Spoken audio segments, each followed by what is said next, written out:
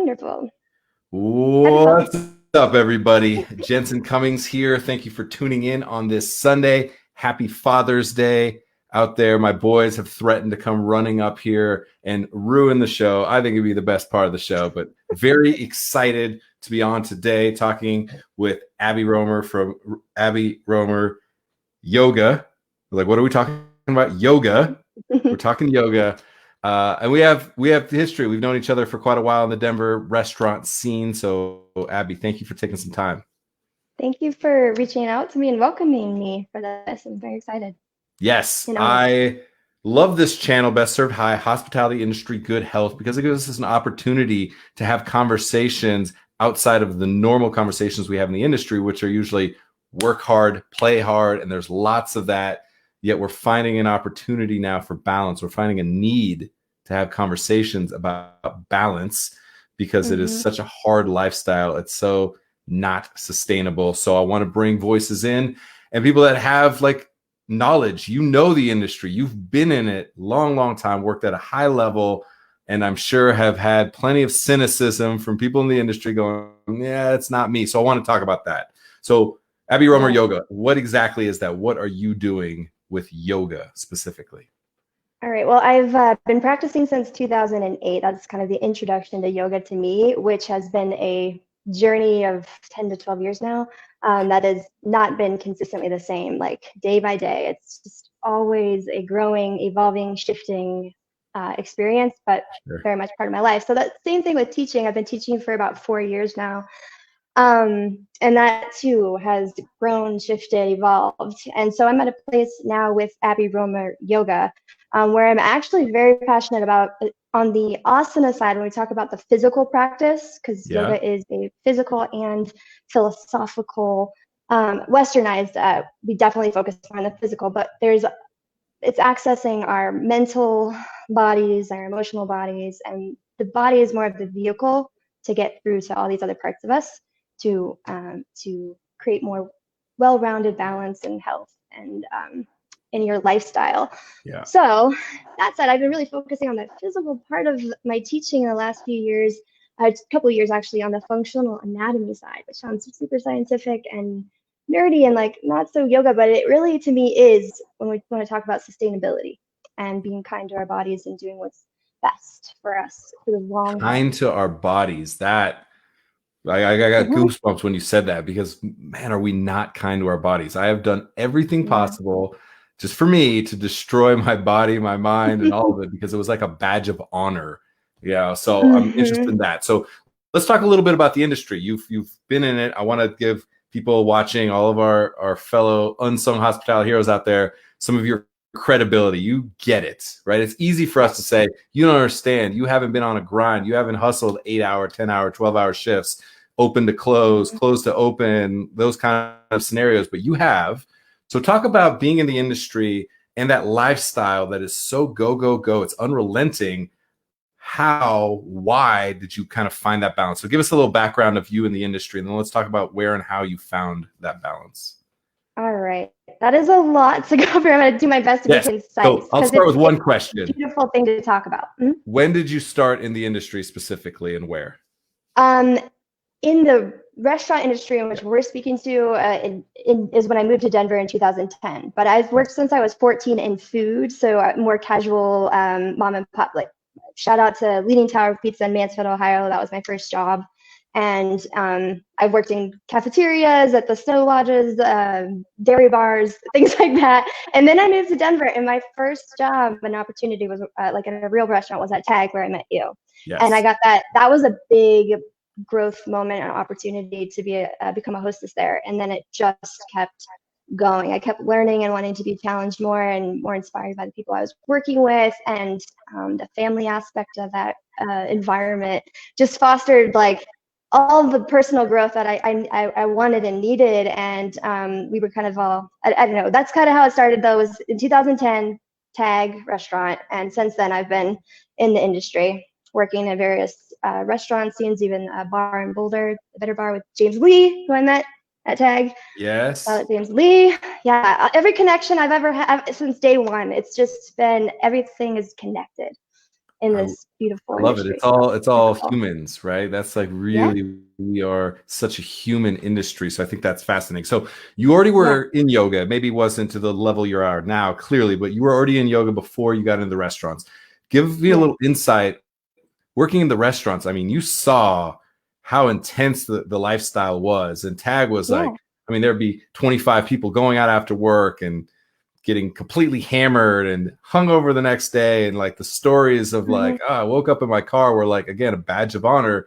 Yet for you, you're at the same time going, this is crazy shit right here. Like, how did you kind of reconcile that in those early days? Yeah, I think I've always been a slightly sensitive to extremes in terms of partying and whatnot. I've never really been able to go hard and play hard. As Mm, much as I've tried, I go like work hard and play hard. It's kind of I've had to accept my like who I am. Like this has been all part of the process. Like I yeah. don't have to kind of go along with what's typical. And figuring out what's Good for best for you. me, That number one. was that hard? Was that hard when Yeah, it's yeah, so yeah. like ingrained in the culture? Yeah, I mean it's a challenge in that you don't want to miss out on opportunities to be around people that you want to get to know better, Yeah. but at the same time you have to evaluate like what the pros and the cons and what you're sacrificing in order to do that. Is it you're going to be your well-being? Is it going to be uh, like that's kind of been part of that journey, and it's a challenge. But I honestly, what is so motivating about being like inquisitive about your own health and your own wellness is that you do that serves you best like in your body and in your lifestyle is actually gives you more energy, and it feeds this like positive loop of, oh, I remember I made that choice and then I remember how I felt after it, and that felt pretty good, so I want to do that. I'm going to keep doing that. I learned that that's a better choice and to be more consistent with that. And then I have my moments where I'm like, yeah, I'm going to make a sacrifice. It's going to hurt, but I want it. And I own that. And that's great. So Yeah, it's just a matter moderation. I think that's good. I think I talk about that a lot where like I don't really drink that much anymore, but I'm also not sober and Yeah. I am what I am in any moment. I just start to trust myself. It's interesting. You mentioned your body and kind of how that felt for your body. Starting to Mm-hmm. trust your body is pretty important in that process because usually we just beat our bodies up and then we have the mental fortitude, I think, is what people in the industry really have to just push Yeah. through and overcome that because of it's Right. in us and there's also tons of peer pressure, which is a positive and negative in the way that it motivates us.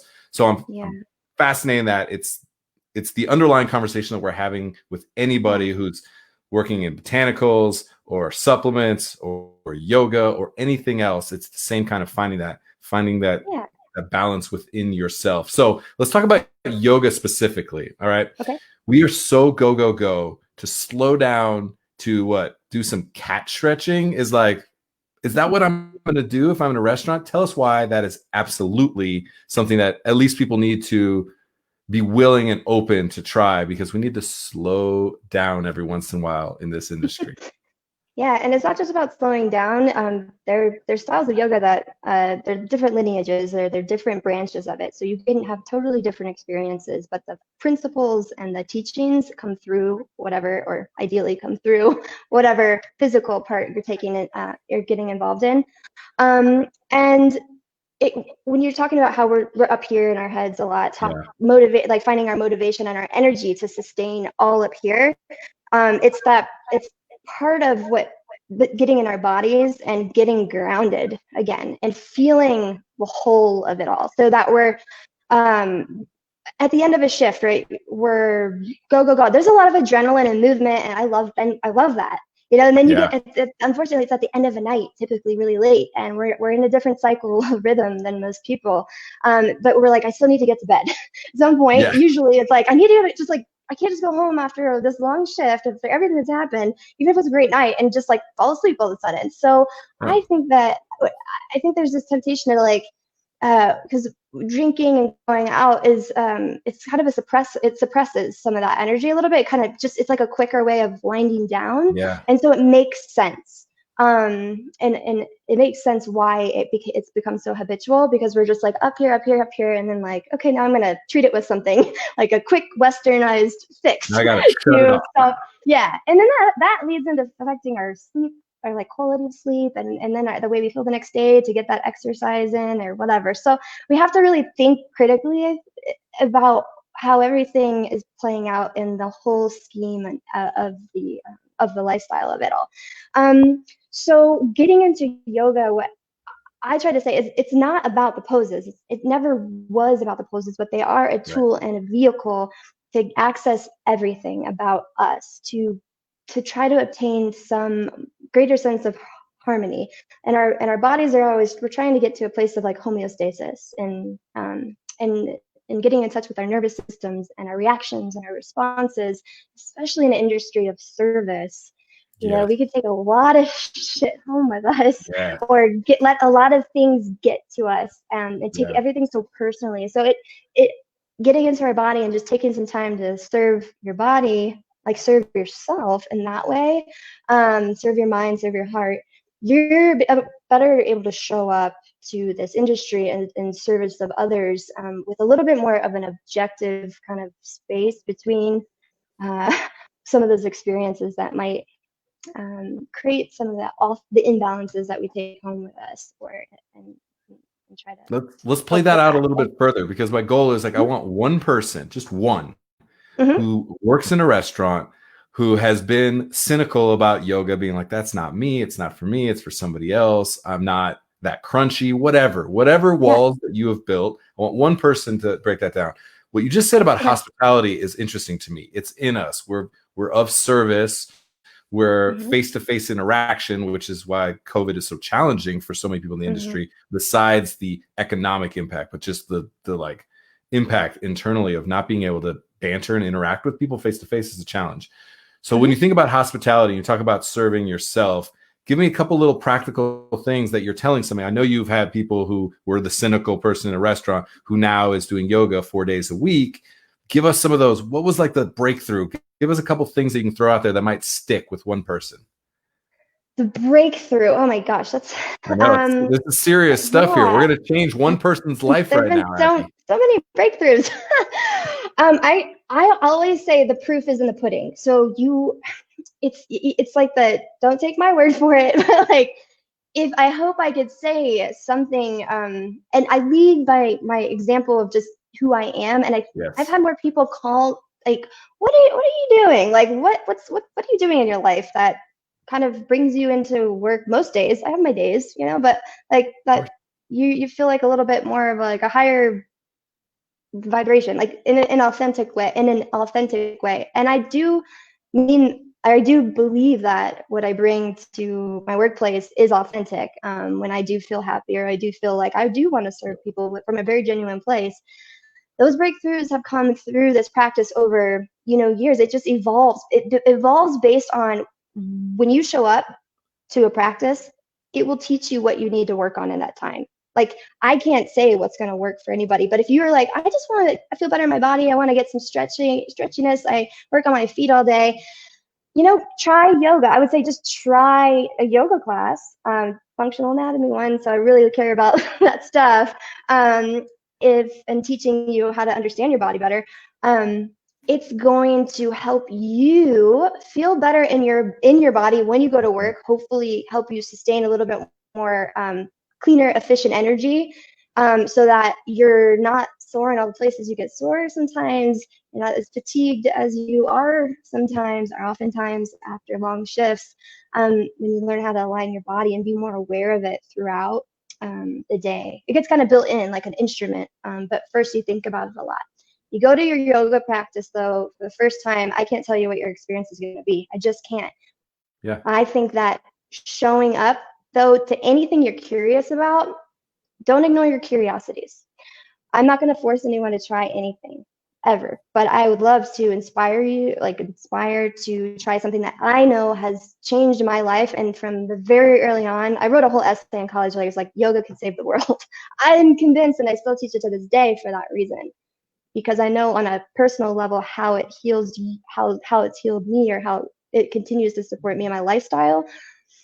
harmony, but at the same time, that what I do for myself is and in yoga in general is about the collective. It's about then taking what those lessons are, that better energy, the kind of humanity that you learn about yourself, and you bring that to the way you interact with others, the way you see other people, the way you see society, the way you see the world. And part of the kind of the mission of being a yogi is to definitely not just keep it for yourself, but to share it and to uplift all other beings, to be able to kind of rise to that same type of feeling, that same conscious level of existence. Now my like strategist brain is like, my spidey senses are going nuts. Have you are you doing, planning, talked about, it's happened already, that you're going to restaurants and doing classes for restaurants, for a restaurant group, for a one restaurant, anything like that happening? It's not happened yet specifically. I've talked about offering, so I currently work at Restaurant Olivia with people I've known in the industry. I met through Frank Bonanno's group, actually. So Austin Carson, Heather Morrison, Ty Leon, great people, and they really do care about the well-being of their staff. So right before COVID hit, we were talking about mental health a lot, and I was like, oh, I'd be happy to offer like some sort of once a week for our staff, whatever, we could clear chairs out and just offer some tools, whether it be breath work for our nervous system, some mobility stuff just for our bodies, and strengthening stuff too. And then it kind of got a little blurry there, obviously, with COVID shutting down. And so I definitely like to pick up that conversation again. Okay, now I'm motivated. Let's make it happen at Restaurant Olivia, wherever, however. I think it's so important. I think right away when I was thinking about that and just blurted out of my mouth, Brother Luck said something very fascinating to me. He brought in chiropractor for chiropractor sessions, and like they had a big dinner and they went ahead and popped and cracked their team. And he said motivation, productivity from a practical business standpoint, they were better at their jobs. And that was like a light bulb moment for me. I'm thinking about massages, I'm thinking about yoga, Reiki, Pilates, whatever it is that might like inspire, motivate, and actually create a more functional, more productive team, not only from a holistic standpoint, but from like a very granular, practical, like I'm a good business operator, because I think that might be the unlock. Connecting the mental health, the physical health with the practicality of business is where my head goes. So you and I have more to talk about on that. Let's end with this. Tell people where to find you. We got your handle there. Make sure people connect with you. If people want to be a part of one of your classes, bring you into their restaurant, I'm hoping to do something like this. What's the best way to get in contact with you? Right now, I'll give you my email address. I lack the marketing savviness right now, so I'm working on that too. So it's abby. I'm writing it in right now. Hold on. ABBY what? Dot Z as in zebra. Dot Roemer, ROE as in elephant, M as in Manhattan.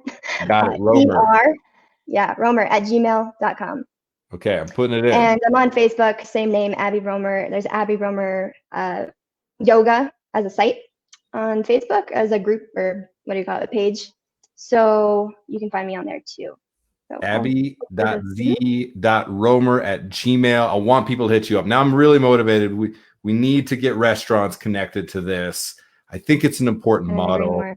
I think when we're thinking about investing in our human capital, which is so important to everything, it's literally why Best Served was started, to figure out how we invest in our unsung hospitality heroes. This is a great way to do it. And and you're the right person for it. You get it. You've been in it, you've seen it for so long. So I think it's important. All right, Abby. I feel like it's culminating. I appreciate having you on. So good to see you. And happy Father's Day to you, Jensen. Thank you so much. The boys held up. I was sure that door was going to get jammed in at any moment. I wish they did, but. All right, Abby. I appreciate you. You take care, okay? Thank you. You too. I'll talk to you soon. All right. That was awesome. Abby, have not interacted with her for years and years. But yeah, back in those tag days, so many people have been on this show, so many long relationships that I've had. And it's interesting when I think back on my imbalance, my all in nature, work hard, play hard. That was, part of the pinnacle of that time. Yet also, I don't want people to think back and say like, I need to think about my alcohol consumption or substance abuse or taking care of my body or the way that I sleep, doing physical exercise that is not running up and down stairs in the back of house of a restaurant, but actually finding time to check in with your body. Again, all themes that Abby mentioned. I also have the fondest memories. So when I'm doing things on this show and we're talking about these different topics of mental health or sobriety or exercise or wellness or supplements, any of those things, it's not coming from a place of like, you need to stop doing the shit you're doing. Find that balance. It's for talking to my 23-year-old self. Find that balance, because who knows? I might still be in a kitchen right now. I just couldn't do it because my body and my brain just wouldn't let me anymore because I ran out of steam for sure. And, I reflect on that all the time. I love what I do now. I definitely reflect on that and think about that. So Abby, hit her up. If you are a restaurant, go check it out. All right, everybody. Happy Father's Day again. Cheers.